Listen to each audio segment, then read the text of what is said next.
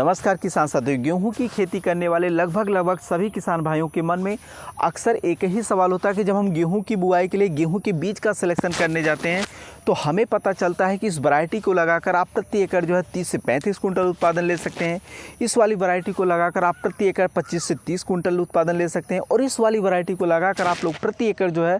30 से 35 कुंटल ही नहीं बल्कि 35 से 40 कुंटल तक उत्पादन ले सकते हैं। जब उन्हीं वैरायटियों के बीज की बुआई हम अपने खेतों में करते हैं, फसल तैयार होती है, जब फसल हार्वेस्टिंग होती है तो पता चलता है कि जिसकी चर्चा हो रही थी कि प्रति एकड़ 30 से 35 कुंटल उत्पादन ले सकते हैं, जब उन्हीं बीजों की बिजाई हमने अपने खेतों में करी तो अपने खेत से प्रति एकड़ मात्र 15 से 20 कुंटल ही उत्पादन हम ले पाए। तो उसके बाद हमें किसी की बातों का यकीन ही नहीं होता है। जो कंपनी का डाटा कहता है कि हमारी वैरायटी से इतना उत्पादन हो जाता है, उसकी बातों पर यकीन नहीं होता। जो वीडियो बनाने वाले होते हैं उनकी बातों पर यकीन नहीं होता है। इसी तरीके काफ़ी सारे कमेंट अपने ही वीडियो पे आने के बाद मैं इस वीडियो को बना रहा हूँ कि आप लोगों का जो प्रति एकड़ उत्पादन है वो कम क्यों हो जाता है और इसे बढ़ाने के ऐसे मैं 7 मूल मंत्र बताने वाला हूँ जिसे इस वर्ष आप लोग अपने खेतों में अप्लाई करके अपनी गेहूं की फसल से एक मनचाहा उत्पादन लेकर अच्छी खासी कमाई कर सकते हैं। तो वीडियो काफ़ी ज़्यादा यूजफुल होने वाली है, तो वीडियो को पूरा देखें और वीडियो की जानकारी अगर आप लोगों को अच्छी लगती है तो अपने साथ के ज़रूरतमंद किसान भाइयों के साथ इस वीडियो को ज़रूर शेयर करें। तो चलिए वीडियो को स्टार्ट करते हैं। गेहूं की फसल में कंपनी के डाटा के मुताबिक कम उत्पादन होने का जो सबसे प्रमुख कारण है वह है खेत की मिट्टी के हिसाब से वैरायटी का सिलेक्शन ना कर पाना। आज के समय में भी हम में से ज़्यादातर किसान भाई जब मार्केट में बीज लेने जाते हैं तो यही ध्यान रखते हैं कि ज़्यादा उत्पादनशील वैरायटी कौन सी है, उन्हीं की बीजों की बिजाई कर देते हैं, ये बिना ही जाने कि हमें अपने खेत में कौन से बीजों की बिजाई करनी चाहिए। वहीं पे उत्पादन कम हो जाता है। तो यहाँ पर मैं आप लोगों को बताना चाहूँगा कि अगर आप लोग अपनी गेहूं की फसल से एक एवरेज से ज़्यादा उत्पादन लेना चाहते हैं तो आप लोग अपने खेत की मिट्टी के हिसाब से ही वैरायटी का सिलेक्शन करें। अगर आप लोगों के खेत की मिट्टी हल्की है यानी उपजाऊ कम है तो आप लोगों को ऐसी वैरायटी का सिलेक्शन करना चाहिए जो कम उपजाऊ मिट्टी में भी ज़्यादा उत्पादनशील वैरायटी हो। वहीं दूसरी तरफ अगर आप लोग ऐसी वैरायटी का सिलेक्शन कर लेते हैं जिनमें ज़्यादा बार सिंचाई की आवश्यकता होती है और आप लोग कम उपजाऊ वाली मिट्टी में ले जाकर उसकी बिजाई कर देते हैं तो आप लोगों को अपनी गेहूं की फसल से अंततः बहुत ही कम उत्पादन देखने को मिलेगा। दूसरा जो सबसे प्रमुख कारण हुआ है बीज बुआई के समय खेत के हिसाब से बीज की मात्रा सही ना लेना।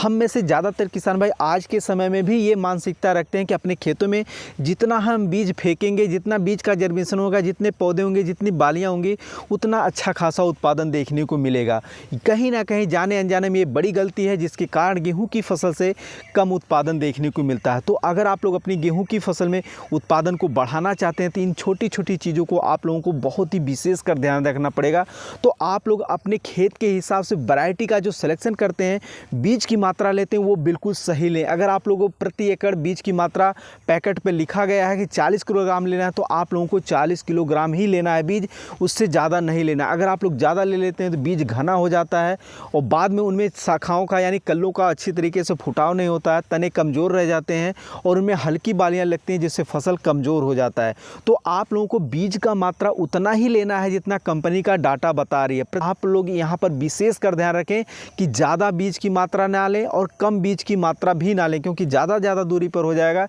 तब भी आप लोगों को कम उत्पादन देखने को मिलेगा। तीसरा जो सबसे प्रमुख कारण वह है गेहूं की फसल में समय पर सिंचाई का उचित प्रबंधन ना कर पाना। हम में से ज़्यादातर किसान भाई आज के समय में भी अपनी गेहूं की फसल में सिर्फ और सिर्फ 2 ही सिंचाई करते हैं। पहली सिंचाई 25 से 30 दिन के बाद और दूसरी सिंचाई जो है गेहूं की फसल में बालियां निकलने की अवस्था में। बीच के समय में हम लोग अपनी गेहूँ की फसल में सिंचाई नहीं करते हैं जिसके कारण गेहूँ के पौधे की जो वृद्धि होती है वो रुक जाती है और कहीं ना कहीं गेहूँ की फसल से जो निकलने वाला जो उत्पादन है वो काफ़ी ज़्यादा प्रभावित देखने को मिलता है। तो आप लोग अपनी गेहूं की फसल में उत्पादन बढ़ाने के लिए आप लोग अपनी गेहूं की फसल में कम से कम जो है वह 4 से 5 सिंचाई जरूर करें। पहली सिंचाई आप लोगों को 20 से 25 दिन की अवस्था में करनी चाहिए, बुआई के 20 से 25 दिन बाद करनी चाहिए और दूसरी सिंचाई आप लोगों को जो है 50 से 60 दिनों के अंदर अंदर कर देनी चाहिए और तीसरी सिंचाई आप लोगों को जो है 90 से 95 दिन की अवस्था में कर देनी चाहिए और चौथी सिंचाई आप लोगों को जो है 115 दिन से लेकर 120 दिन के अंदर अंदर अंदर आप लोगों को अपनी गेहूं की फसल में बालियां निकलने से थोड़ा पहले की स्थिति में आप लोगों को कर देनी है, जिससे आप लोगों की गेहूं की फसल की जो वृद्धि है वो बहुत ही तेज़ी से देखने को मिलेगी और आप लोग अपनी गेहूं की फसल में कम से कम लागत लगाकर यानी उर्वरक का कम से कम प्रयोग करके सिर्फ सिंचाई करके अपनी गेहूं की फसल से निकलने वाले उत्पादन को बढ़ा सकते हैं। चौथा कारण है कि गेहूं की फसल में उचित मात्रा में खाद एवं उर्वरक का उचित प्रबंधन ना कर पाना। आज के समय में भी हम में से ज़्यादातर किसान भाई ऐसे हैं जो कि अपनी गेहूं की फसल से अच्छा उत्पादन लेने के लिए गेहूं की बिजाई करते समय ही ज़्यादा मात्रा में खाद का प्रयोग करते हैं और अपनी गेहूं की फसल में बार बार जो है खाद का प्रयोग करते रहते हैं, जिससे पौधा जो है बहुत ही ज़्यादा बढ़वार ले लेता है, फसल गिरने की समस्या आती है और गेहूँ की फसल से कहीं ना कहीं उत्पादन जो है कम देखने को मिलता है। वहीं दूसरी तरफ कुछ किसान भाई ऐसे भी जो कम से कम खाद का प्रयोग करते हैं, पौधा कमज़ोर रह जाता है, इस कंडीशन में भी उत्पादन कम देखने को मिलता है। तो आप लोगों का दोनों का कॉम्बिनेशन लेकर चलना होगा, आप लोगों को उचित प्रबंधन करना होगा। तो उचित प्रबंधन करने के लिए आप लोगों को जो है खेत की तैयारी करते समय अगर आपके पास गोबर की सड़ी हुई खाद है तो प्रति एकड़ 1 से 1.5 ट्रॉली जो है गोबर की सड़ी हुई खाद का प्रयोग करें। उसके बाद आप लोगों को 1 बैग DAP लेना है और 15 से 20 kg जो है वो पोटास लेना है बिजाई करते समय। बाद आप लोगों को गेहूँ की बुआई के समय उपयोग करना। उसके बाद आप लोगों को पहली सिंचाई यानी 20 से 25 दिन के अंदर अंदर जो आप लोग सिंचाई करते हैं, सिंचाई करने के बाद आप लोगों को 1 बैग यूरिया और 10 kg जो है जिंक सल्फेट का उपयोग करना है। उसके बाद आप लोगों को अपनी गेहूं की फसल को ऐसे ही चलने देना है, उसकी निगरानी करते रहना है। जब आप लोगों की गेहूं की फसल या तो ज़्यादा बढ़वार ले रहे हैं या कम बढ़वार ले रहे हैं तो उस कंडीशन में आप लोगों को अपनी गेहूँ की फसल में खाद का प्रयोग करना है, अन्यथा नहीं करना है। अगर आप लोग ज़्यादा बार खाद का प्रयोग करते हैं तब भी आप लोगों को अपनी गेहूं की फसल से कम उत्पादन देखने को मिलता है। वहीं दूसरी तरफ अगर आप लोग कम खाद का प्रयोग करते हैं तब भी आप लोगों को अपनी गेहूं की फसल से कम उत्पादन देखने को मिलता है। गेहूँ की फसल में उत्पादन कम हो जाने का जो 5वां कारण है वो है खरपतवार। देखिए, गेहूँ की फसल में तरह तरह के खरपतवार उगते हैं, इतने तरीके के खरपतवार उगते हैं जिनको गिनना बहुत ही आसान नहीं है, बहुत ही कठिन है। इतने तरह के जो है खरपतवार उगते हैं, तो अगर आप लोग उनको जो है समय पर नियंत्रण नहीं करते हैं यानी उन्हें समय पर अपने खेत से बाहर नहीं करते हैं तब भी आप लोगों का जो अपनी गेहूँ की फसल से उत्पादन कम देखने को मिलता है। तो आप लोग ध्यान रखें कि जब भी आप लोगों की गेहूँ की फसल में खरपतवार उगते हैं तो शुरुआती दिनों में ही उनको नियंत्रण करने का प्रयास करें। गेहूं की फसल में उत्पादन कम हो जाने का जो 6ठा कारण हुआ है गेहूं की फसल में लगने वाले कीट व रोग का समय पर निवारण ना कर पाना।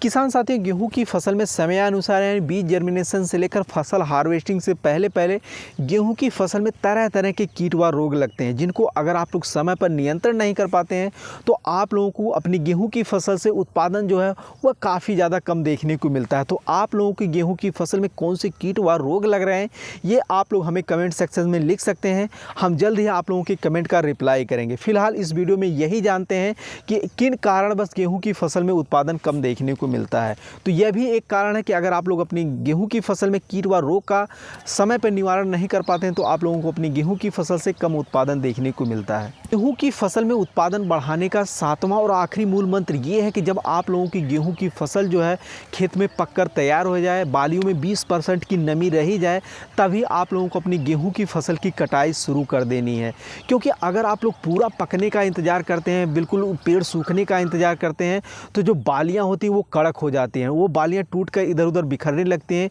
उनमें से दाने निकल कर बिखरने लगते हैं, जिससे आप लोगों को अपनी गेहूं की फसल में सब कुछ करने के बावजूद भी कम उत्पादन देखने को मिलता है। तो यहाँ पर आप लोगों को विशेष कर ध्यान देना है कि लास्ट में जब फसल तैयार हो जाए तो कटाई के समय में भी आप लोगों को ध्यान देना है कि समय पर कटाई करें। जब 20% की बालियों में नमी रह जाए तभी आप लोगों को कटाई शुरू कर देनी है, जिससे आप लोग अपनी गेहूं की फसल से अच्छा खासा उत्पादन ले पाएंगे। तो किसान साथियों, ये थी गेहूं की फसल से अच्छा खासा उत्पादन लेने के कुछ 7 मूल मंत्र। उम्मीद कर रहे हैं कि आप लोग जो गलतियां करते हैं उसके बारे में भी हमने बताया, उसे आप कैसे सुधार सकते हैं उसके बारे में भी हमने बताया। उम्मीद कर रहे हैं वीडियो में दी गई जानकारी आप लोगों को बहुत ही ज़्यादा अच्छी लगी होगी। अगर अच्छी लगी हो तो आप साथ के ज़रूरतमंद किसान भाइयों के साथ इस वीडियो को ज़्यादा से ज़्यादा शेयर करें, और चैनल पे पहली बार आए हैं या अभी तक चैनल को सब्सक्राइब नहीं किया है तो ऐसे ही खेतीबाड़ी से जुड़ी उपयोगी वीडियो देखने के लिए इस चैनल को ज़रूर सब्सक्राइब करें। धन्यवाद।